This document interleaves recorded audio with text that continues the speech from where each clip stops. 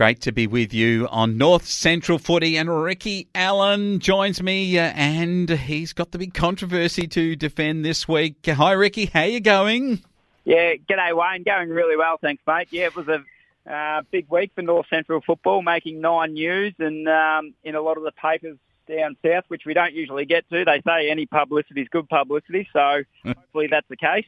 For the umpires, we hope that we'll get some more of them in due course. And this is always the question on anything where you get a disputed decision. And for all those that haven't seen the footage or haven't read the article, it is where Donald, in their senior match against Wedderburn, have a shot for goal. It's kicked, but the umpire runs in and pays the free kick against them. That's the final kick of the match. It would have put them in front. They were drawn scores at the time of the kick, and as a result of what he believes the players ran off the mark in kicking for the goal, has paid the free kick. That's the end of the ledger. The umpires paid it, but it certainly caused a furore with the Donald 9-2-56 Wedderburn 8-8-56 game. Yeah, that's right, Wayne. And if you look at the scores, like Dona were 5 goals down at quarter time, and they've done a really good job to get back in it. But without seeing, being there, it's hard to comment on the actual decision. If the decision was a mistake, which I've been told it was, players would have made mistakes to be 5 goals down at quarter time, and there's probably 100 things that would have happened in that last 5 minutes that could have changed the result of the game. We just need to be very careful. Umpires are very hard to come by, and you hear a lot and see a lot of comments, especially now online. I just hope that people commenting on this sort of thing are happy to put their hand up and umpire, because if we don't have these umpires, we'll start seeing a lot more controversial decisions, because there'll be club umpires, and that's the path that we'll be going down next. If they're not happy with the standard of umpiring, that they can improve it. I think that's a good point you raise, and I think that something that all of us need to be aware of, and having a go is a crucial part of it. And these avenues where people now can comment outside of, say, the journalistic sense, where we do a program where we're thinking through what are the issues that if one places a comment and what are the dangers or damages that can be done.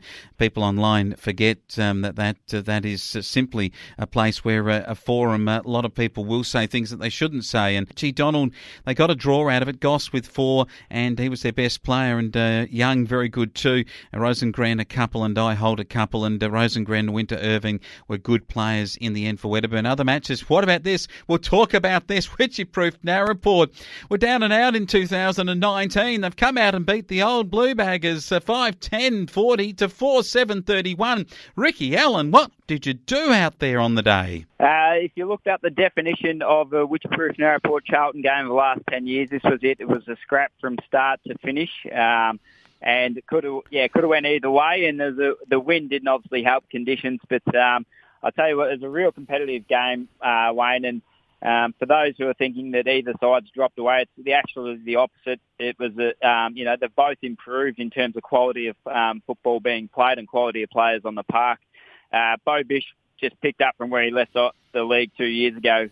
Phenomenal game. And talking to a couple of Charlton guys after the game, they said it's hard getting beat by what you know, but if you look at the best for Witchproof, it was Bo Bish and Joel Turner. So, the two old foes are still dominating well for the Demons. But Charlton, new recruit Jordan Collins was very good on a back flank, but again, you look at their locals, Tim Hill, Tom Finlay, Reece Thompson, Aaron Walklate. These are names that we've been reading out on this program for a number of years, Wayne. And it's a good game, nice and tight.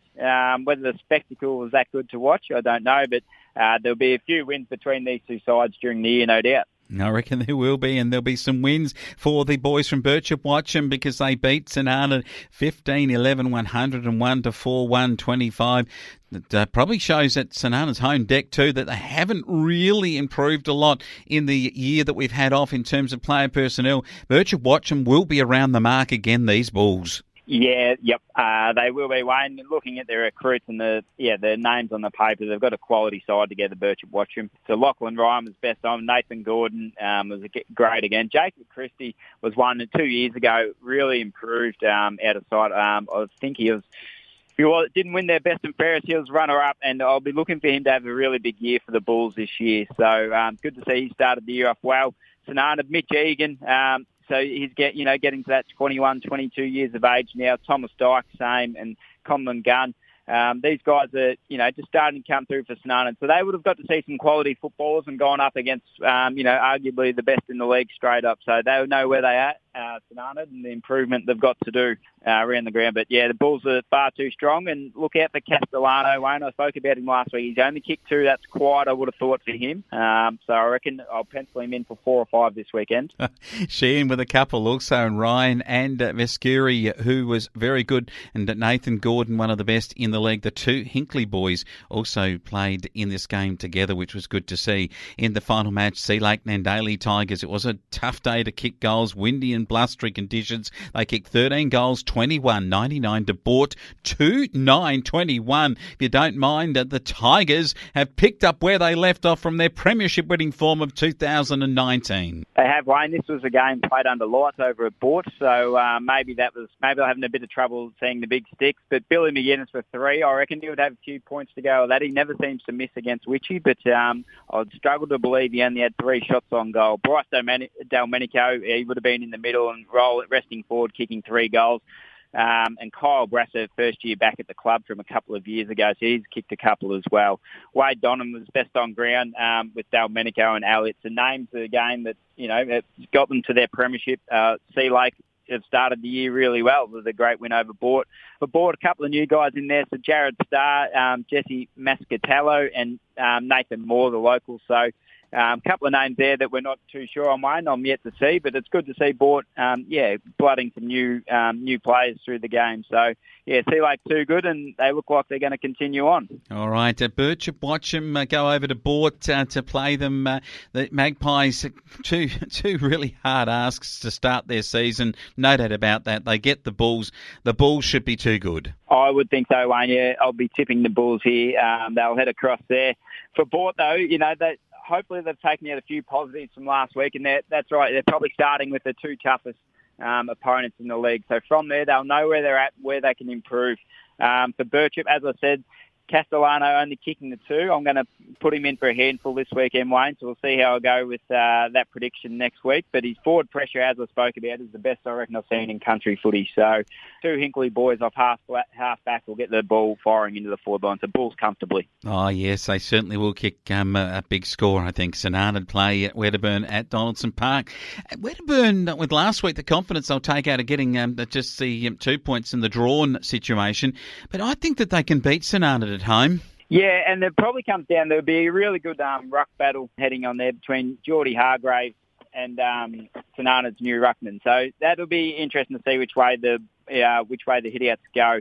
The young kids from Wedderburn got a good start, as we spoke about with Donald. 6-1 in the first quarter is a great way to get out of the blocks for the year. So Isaac Holt leading the way there as the young kid. He's only 17, 18 years of age, so he'll be one on a wing that, Wedderburn will have to, St Arnaud will have to look out for. And for St Arnaud, it'll be about, as we spoke about, Mitch Egan getting best on for first week. So if he can produce that form again and, get it down to the likes of Conlon Gunn and those type of boys, St Arnaud should be able to kick a reasonable score, but I'll be tipping Wedderburn at home. I think they'll be too strong. Sea Lake and Daly Tigers take on the Charlton Navy Blues at Sea Lake. Oh, it's going to be a pretty good day for footy, and there'll be a big crowd up there. Their first home game, and with netty and hockey too. They will be packing them in around that beautiful ground. I think they'll be packing in a good score too, and I reckon that they'll be able to beat Charlton, but this is shaping as being a very good game of footy. Yeah, the long road trip for Charlton. So Charlton's always been the centre of the league, and then Sea Lake come in to stretch that out a little bit. But, it'll be a tough ask for Charlton, I think. The big ground up there really suits the way Sea Lake play. So, they'll obviously get Charlton up there. Charlton are missing Joe McGrath in the forward line this week. So how Charlton can construct a winning score will be their toughest ask. They're a smart side, Charlton. They'll, defensively they'll be able to retain Sea Lake to a certain score. Being able to kick the score will be their issue. Sea Lake on the bigger ground will probably stretch a few of their mids, over the ground. They also got an injury with Luke Mulquinney, one of their midfielders, Charlton, last week. So Sea Lake for mine.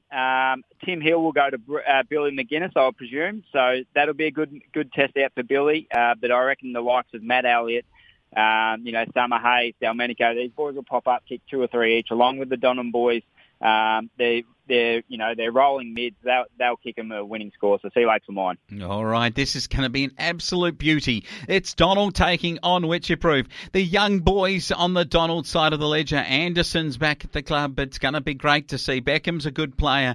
They get for the Wycheproof Narraport side. Henneman and Coatsworth up forward will need to kick bags. The Allen boys and Bo Bish back at the club. This is a beauty of a game, and it's for mine the match of the round. Yeah, I'm with you on that one, Wayne. This is probably the hardest one to pick. Donald obviously coming off the game last week will be fired up and ready to go. So for Witchy, they'll be looking to shut down their mids of Ryan McGough and Ross Young. So quality players, those two. Also Michael Foster, so those boys will be swapping. Witchy will be putting in a bit of work for those Donald boys. If they can get the ball down to their forward line, we know what Seamus Young can do. So it'll be about stopping that delivery to Shamo.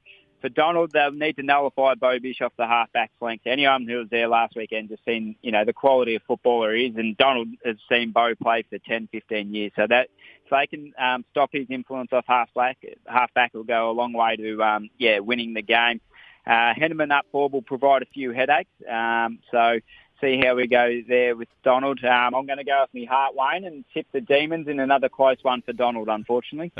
I tell you what, I'm going to go with Donald just to surprise the Wycheproof Narraport boys, and we'll see just where our tips are then at after this round of matches. It's a really good round, and remember, folk out there, when we're looking for more people to come out and umpire and so forth, make sure that we look after our umpires around the grounds this week. And good to talk to you, Ricky. Thanks again, Wayne.